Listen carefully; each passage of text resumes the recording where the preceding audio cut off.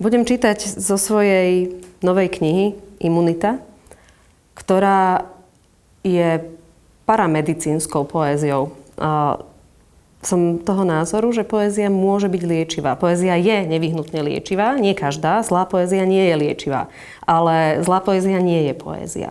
Takže pokúsim sa prečítať básne, ktorých účinok samozrejme je úzko zameraný na citlivých jedincov. To znamená, nelieči zrejme každého, ale môže vás potešiť a pobaviť, ak aj náhodou nie vyliečiť.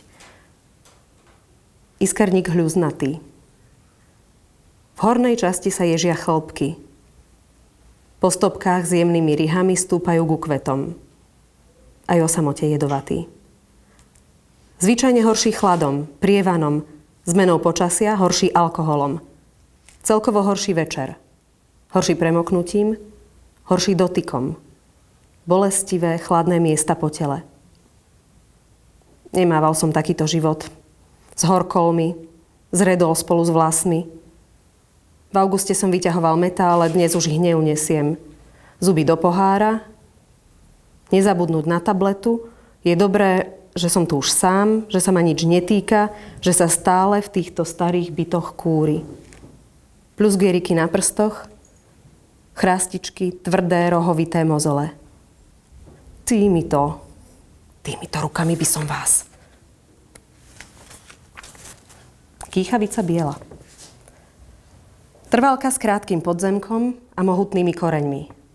Nahusto posadené svetlé kvety, neskôr tobolky, alkaloidy, horčiny, živice a organické kyseliny. Chytať nie, spracúvať priemyselne. V skutočnosti len studený dých a jazyk. Kobaltovo-modré predstavy. Predstiera choroby, kľaje, boskáva nepriliehavo a zúfa si nad nemožnosťou spasenia. Má 7 rokov. Opakuje pohyby, úpenlivo sa modlí, v hneve prevráti zrak, poškriabe kamarátov, postrihá záclony a drôtom vyrie brázdy do omietky, aby jeho krik mal kade stekať, keď sa vyzráža na stenách. Nechcel som tu byť. Ale som potrebný a oveľa starší ako spev, ktorý mi trhá ústa. Ľuľok sladkohorký. Prehýbaná, dolu zdrevnatená stonka, nebezpečná práve tam, kde býva najtuchšia. Srdcovité listy, padavé kvety s výrazným piestikom, opelené dozrievajú na vajcovitú bobuľu. Nemali sme toho veľa. 10 sme sa tiesnili v trojizbovom byte. My s deťmi v obývačke. V kuchyni sme sa striedali. V hrdle mi viazla knedľa. Dedovi som denne prevezovala v rednách predkolení a keď aj malí ochoreli, zakrývala som si plienkou ústa. Madrace nevyvetrateľne páchli. Manželstvá nevysvetliteľne trvali. So všetkými som išla na samý okraj. Všetkých som opatrila. Všetkých som pochovala v daždi. Dodnes sa občas dusím nesúhlasom, puchnú mi z neho pery. No s prvou úrodou sa pevne zapriem o zem, odhodlaná zovšadiaľ opäť vyklíčiť.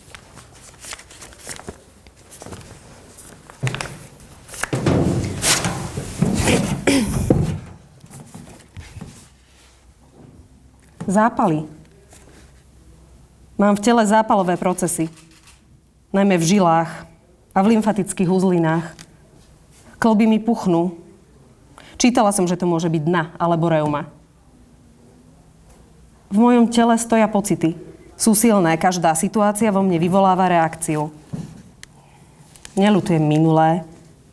Mám všetky pocity naraz. Je tu clivota, cnenie, je tu stále veľká vášeň. Ku všetkým. Je tu hnev, dokonca závisť, silné pichnutie v pete, stiahnutie ľavej komory. Nemôžem stáť na celých nohách.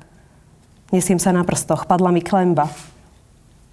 Krv v žilách lítok tlačí na chlopne, krv sa chce vracať, žila sa vydúva. Väzivo už nevládze držať čreva v bruchu. Brucho sa takisto vydúva. Mám v bruchu všetky pocity, toxické látky. V mozgu mám ortuť. Niekedy sa tlačí do očí. Kútiky sa mi ňou ligocú.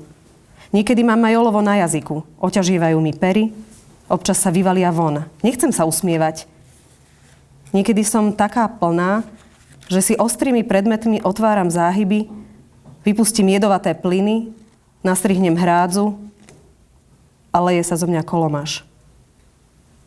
Som s touto váhou sama. Všetci sú vo mne, ale nič nehovoria.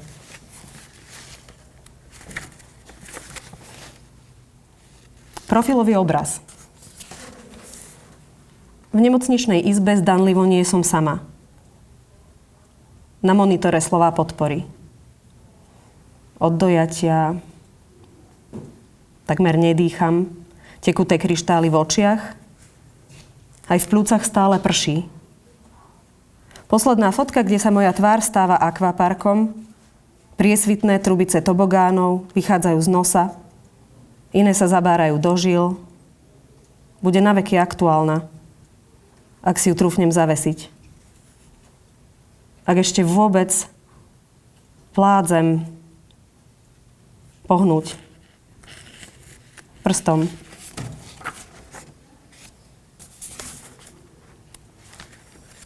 Spojenie. Zobudila sa napojená na svetelné vlákno, vnikalo jej do hlavy v najvyššom bode na temene. Čistilo vnútro, splachovalo kal, ničilo patogény a naprávalo tkanivá. Šírilo sa von cez končeky prstov. Menila plasty na zlato, pohľadom zušľachťovala ľudí, spoločnosť a jednotlivé rasy.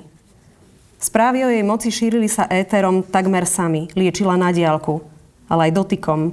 Každého podľa výberu videla, ako špina postupne odchádza z tiel, vstupuje do zeme, hreje. Objavili ju po rokoch, zhorenú na uhol, v dome, z ktorého dnes stoja iba obvodové múry. Pod nimi sa údajne dosiaľ skrývajú obrovské zásoby fosílnych palív.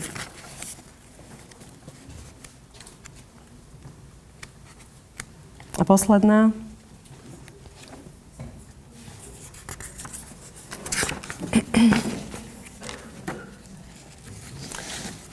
Svoju robotu si urobili. Chemicky vyčistili, narezali, zvyšky odstránili, postihnuté časti odňali, skontrolovali okolité tkanivo. Zašili, ošetrili, ožiarili. Možnému návratu sa pokúsia zamedziť za cenu iných poškodení. Telo sa zatiaľ vytrvalo obnovuje. Vstrebáva zažité, to ružové a čisté prichádza zvnútra, zhora, pomimo skúseností, spoza štatistík, ako celkom obyčajný zázrak.